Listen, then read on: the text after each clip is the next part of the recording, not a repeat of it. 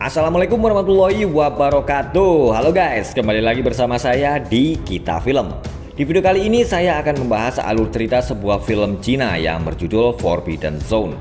Tapi sebelum kita menuju ke alur ceritanya, nggak bosan-bosan saya ingetin ya, buat teman-teman yang belum subscribe silakan ayo monggo di subscribe dulu channel Kita Film. Film dimulai di sebuah tempat yang merupakan arena pertarungan antar pendekar dari berbagai sekte yang disebut dengan arena harimau putih. Seorang pria yang bernama Lu Sheng datang dan berkata kalau dia akan memilih seorang pendekar terakhir dan berangkat bersamanya ke Pulau Zantian untuk mendapatkan senjata pusaka kekaisaran, yaitu sebuah topeng yang bisa memberikan kekuatan dan keabadian bagi pemiliknya. Salah satu dari pendekar itu adalah Jikong, bukan Jigong. Ingat ya, Jikong, bukan Jigong. Lu Sheng lalu berkata, siapa yang bisa merebut giok di tangannya akan dinyatakan sebagai pemenang. Satu persatu para pendekar-pendekar itu mencoba merebut giok dari tangan Lu Sheng. Tapi usaha mereka banyak yang sia-sia karena Lu Sheng memiliki ilmu yang sangat tinggi. Jikong yang dari tadi hanya duduk-duduk santai akhirnya maju dan bertarung melawan Lu Sheng. Dia memiliki ilmu kecepatan yang sangat tinggi seperti The Flash. Saat Jikong akan mengambil giok, tiba-tiba benda itu kabur dengan cepat. Semua pendekar kemudian segera mengejarnya. Sebenarnya Jikong akan mendapatkan giok itu, tapi dia melepaskannya dan lebih memilih untuk menyelamatkan seorang anak kecil yang sedang dalam bahaya. Si tapak sakti lalu mengejeknya sebagai pendekar yang lemah. Tapi ternyata Jikong sudah mendapatkan giok itu dan akan berangkat ke Pulau Zantian. Tapi tiba-tiba seorang pendekar berilmu tinggi yang bernama Yue Xing datang dan menyerangnya. Jikong terluka dan Yue Xing akhirnya mengambil giok dari tangan Jikong. Lu Sheng memiliki seorang kakak yang bernama Lu Xiu. Mereka berdua adalah putra kaisar dari kerajaan Tanah Suci. Kaisar Lu kemudian mengambil sebuah pedang pusaka keluarga Lu yang bernama Pedang Awan Biru dan memberikannya kepada Lu Xiu. Saat Jikong masih kecil, gurunya menyuruh dia pergi ke kerajaan Tanah Suci agar Jikong bisa mengendalikan kekuatannya. Jikong memiliki kakak seperguruan yang bernama Xiu Xiu. Salah satu dari mereka kemudian mengabarkan kalau Yue Xing telah mendapatkan giok dan akan pergi ke Pulau Zantian. Yue Xing adalah anggota dari sekte Yuxi yang dikenal memiliki pendekar-pendekar dengan ilmu yang sangat tinggi. Batu langit telah diletakkan dan para pendekar yang terpilih akhirnya berangkat menuju ke Pulau Zantian untuk mendapatkan senjata kekaisaran. Jikong kembali sadar karena telah diselamatkan oleh teman-teman seperguruannya. Salah satu saudara seperguruannya yang bernama Sikong lalu berkata kalau Jikong akan sembuh dalam waktu 2 jam lagi. Karena Jikong termasuk pendekar dengan ilmu tingkat rendah. Mereka akan mengajak Jikong pergi ke Pulau Zantian. Jikong dan teman-temannya menyelinap masuk ke kerajaan Tanah Suci dengan melewati jalan rahasia. Mereka kemudian naik ke gerbang kerajaan dan berhasil melumpuhkan 2 orang penjaga. Jikong dan teman-temannya kemudian berangkat menuju ke Pulau Zantian. Setelah mengalami pendaratan yang cukup bisa membuat badan menjadi pegelinu, Jikong dan teman-temannya akhirnya sampai di Pulau Zantian. Mereka lalu melihat ada beberapa pendekar yang mati. Ternyata Lu Xiu telah membunuh pendekar-pendekar itu agar dia bisa mendapatkan senjata kekaisaran. Lu Xiu lalu menyerang mereka dengan pedang pusakanya.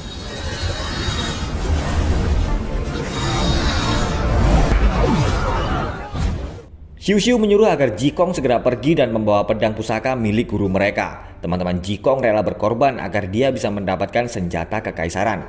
Saat Lu Xiu mengeluarkan kekuatan pedangnya, Lu Sheng tiba-tiba datang dan menahannya. Dia lalu menyuruh Jikong dan yang lainnya agar segera pergi.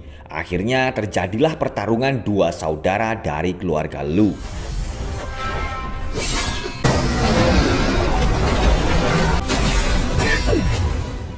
Ternyata selama ini Lu Sheng diam-diam telah mempelajari jurus segel bintang abadi dan berhasil mengalahkan kakaknya. Sementara itu Yue Xing berhasil selamat meskipun anak buahnya banyak yang tewas.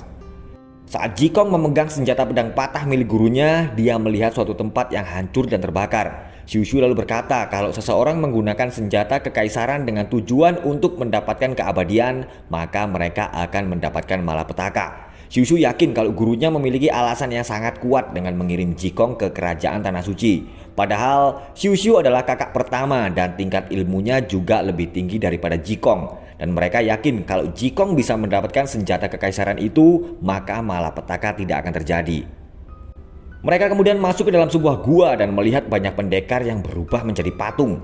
Jikong dan teman-temannya lalu berlari mengikuti sebuah potongan tangan yang bisa berjalan sendiri. Ternyata potongan tangan itu adalah milik Caixing. Dia adalah ketua dari sekte Yuxi.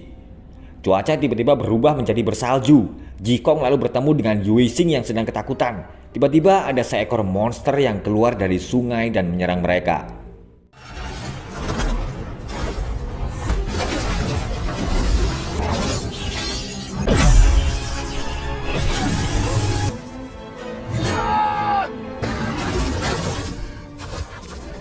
Melihat teman-temannya sedang dalam bahaya, kekuatan Jikong akhirnya keluar dan dia berhasil mengalahkan monster itu. Semua energi pendekar yang telah diserap oleh monster itu kini masuk ke dalam tubuh Jikong. Tapi sayang, Jikong yang terluka parah akhirnya tidak berhasil selamat. Yuixing memutuskan untuk kembali dan tidak melanjutkan pencarian senjata kekaisaran. Tapi ternyata pintu gerbang tidak berfungsi. Mereka harus mendapatkan senjata kekaisaran agar pintu gerbang bisa terbuka. Yuixing merasa putus asa karena dia telah kehilangan kekuatannya. Tapi Jikong berusaha meyakinkan bahwa mereka semua harus bekerja sama menghancurkan senjata kekaisaran. Tiba-tiba 4 hantu dari Yuxi datang dan menyerang mereka. Caixing kemudian muncul, tapi dia langsung ketakutan karena monster-monster itu datang lagi. Jikong dan yang lainnya segera berlari menyelamatkan diri. Monster itu lalu mengeluarkan kekuatannya dan mereka semua kemudian terjatuh. Saat Jikong dan yang lain sedang dalam bahaya, batu tempat mereka berpijak tiba-tiba menyala. Ternyata Yuixing berhasil mengeluarkan kekuatannya untuk menahan batu itu agar tidak sampai hancur. Jikong lalu teringat dengan perkataan gurunya. Gurunya pernah berkata kalau kekuatan di dalam diri Jikong akan muncul saat dia menemukan sesuatu yang akan dia lindungi. Akhirnya Jikong berhasil mengeluarkan kekuatan besar dari dalam dirinya dan menyelamatkan semuanya. Caixing dan 2 hantu Yuxi yang tersisa lalu bersedia bekerja sama dengan Jikong untuk menemukan senjata kekaisaran. Mereka akhirnya sampai di sebuah ruangan dan melihat sebuah patung yang bertopeng. Xiu langsung menahan Caixing yang akan melepas topeng itu. Karena dianggap terlalu mudah, Jikong curiga kalau itu adalah sebuah jebakan. Tiba-tiba salah satu hantu dari Yuxi menusuk Caixing dari belakang. Tapi saat dia melepas topeng patung itu, tiba-tiba tubuhnya terbakar. Mereka sekarang terkunci di dalam ruangan itu dan pintu akan terbuka jika mereka menginjak tombol yang berada di lantai. Tapi pintu akan kembali menutup jika salah satu meninggalkan pijakannya. Yuixing lalu menggunakan kekuatannya dan meletakkan patung di atas tombol pijakan. Yuixing menyuruh mereka semua agar segera pergi dari situ sementara dia sendiri sedang berada dalam bahaya. Melihat Yuixing sedang dalam bahaya, Jikong kembali mengeluarkan kekuatannya dan Yuixing akhirnya selamat. Mereka berlima akhirnya sampai di sebuah tempat di mana pusaka kuno senjata kekaisaran disimpan, yaitu tempat disegelnya seorang raja iblis yang bernama Jiu Yu. Tapi tiba-tiba Lu Sheng datang. Ternyata selama ini dia sudah merencanakan semuanya. Lu Sheng sengaja menyelamatkan Jikong dan yang lain agar bisa sampai ke tempat itu dan menjadikan mereka sebagai tumbal agar pintu batu bisa terbuka. Dan Lu Sheng masih butuh 2 nyawa lagi untuk membuka pintu itu. Dia lalu menggunakan kekuatan pedang pusaka keluarga Lu untuk menyerang Jikong dan teman-temannya. Lu Sheng telah membunuh Ningze dan sekarang dia hanya butuh 1 nyawa lagi untuk membuka pintu itu. Jikong lalu bertarung melawan Lu Sheng.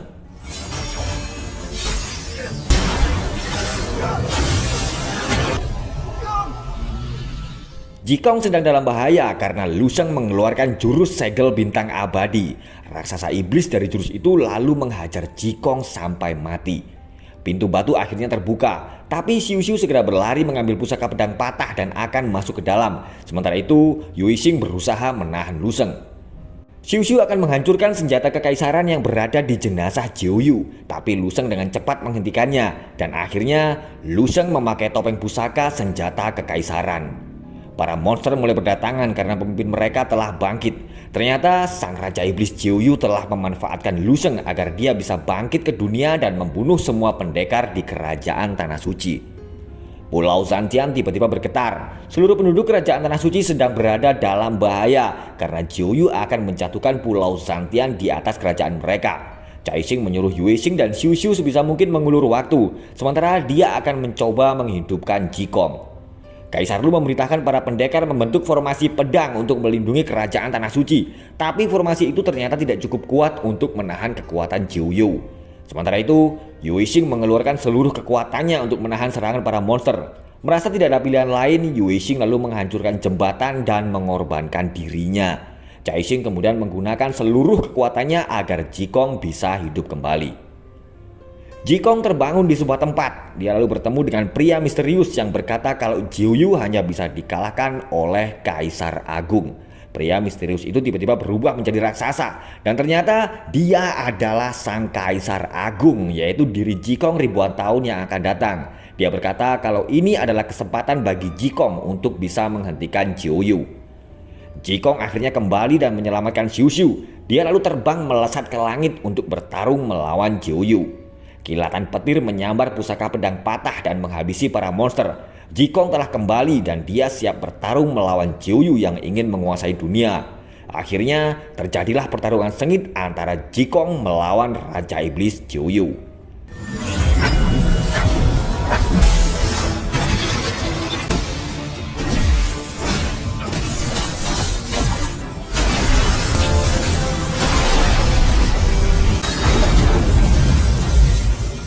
Raksasa segel bintang abadi tiba-tiba muncul dan memukul Jikong sampai keluar angkasa. Tapi Jikong langsung menggunakan kekuatan kilatnya dan membawa Jiuyu ikut keluar angkasa. Dia lalu menggunakan kekuatan kilat dan melempar Jiuyu ke tempat Kaisar Agung. Dan hanya dengan sekali sentilan, Kaisar Agung akhirnya menghancurkan Raja Iblis Jiuyu dan film pun berakhir. Nah, oke guys, itulah tadi alur cerita sebuah film Cina yang sangat seru yang berjudul Forbidden Zone. Terima kasih sudah menonton dan sekali lagi pastikan teman-teman semuanya sudah subscribe channel Kita Film untuk alur cerita film berikutnya. Wassalamualaikum warahmatullahi wabarakatuh.